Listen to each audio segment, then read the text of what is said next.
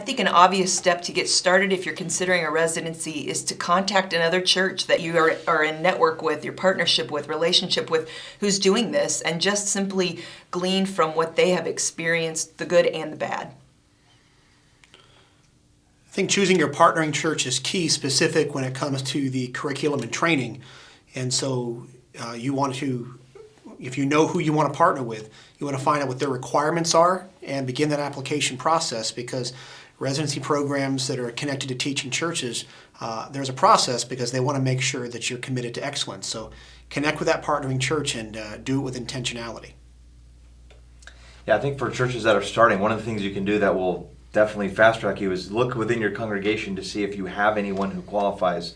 And if you do, invite them in and then create it on the fly and learn with them how to do a residency, of course, in connection with other churches that are doing it. Have an honest evaluation of yourself, of your staff, or even of your congregants that will be involved in this. And do they understand the role of a supervisor? Can we teach them what that is? Do we have an understanding of what role we want them to play in this? There are so many wonderful teams of staff people who are just great ministers, but it really takes a special person, a special battery of skill and of knowledge to supervise well, and that's a key component in residency. In getting your residency started, you're going to need to answer questions of budgeting. What is it going to cost you financially to support the program and the individuals involved? And you'll need to really come and respond to what your recruiting philosophy is going to be. I find that budgeting and recruiting are two key things that are going to take forward planning that you want to be working on months in advance before that first resident arrives. If you do them well, you help lay the groundwork for a successful residency program.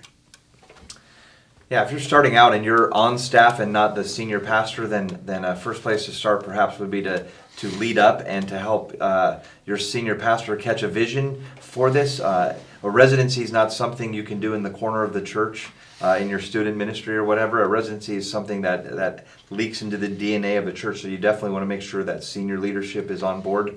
If you're a senior leader or senior pastor and you want to start one, then you want to make sure that you have the margin or you have a staff that allows for this type of development to take place. I think you need to make an honest assessment of where your congregation is at too. This may be something that really resonates with you. The question is, does it resonate with my church? Because it will affect everything about your church if you choose to do this. That doesn't mean that if your church currently, if you're saying, well, I don't know if they have a heartbeat for this right now, it doesn't mean you can't develop that in your congregation, but it may be that your first step is to begin planting seeds, to begin speaking vision into this thing to your congregation, to get them on board, to get them to become supportive of this idea. It really does have to be a part of the DNA of your church, and so it's your role to make sure that that's in place, or that you're the one that's helping develop that within your congregation.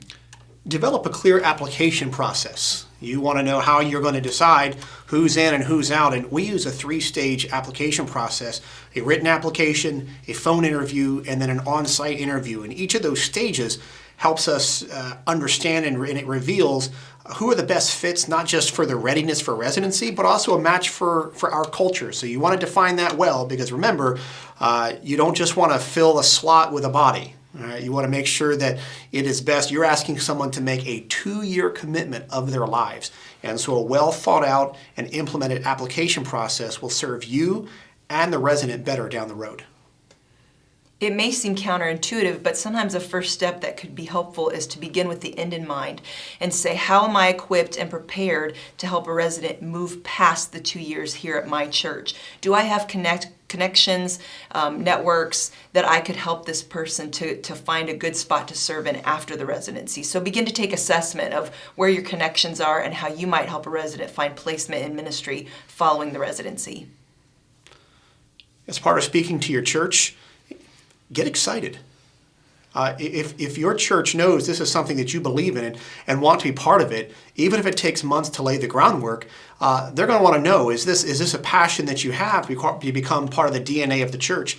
Those 30, 40, 50 families that I met with over a 3 to 4 month period to lay the framework for our church, the DNA buy-in was faster and with greater passion because I invested intensity and excitement into it. And so decide if you're excited, and if you are, start talking about it. Remember, as if you're the senior pastor or a key person on staff, you're a person of influence. And if this is something God's put on your heart to do, then all those years of influence and training will then leverage it for the sake of the next generation. And you'll be surprised how many will get on board.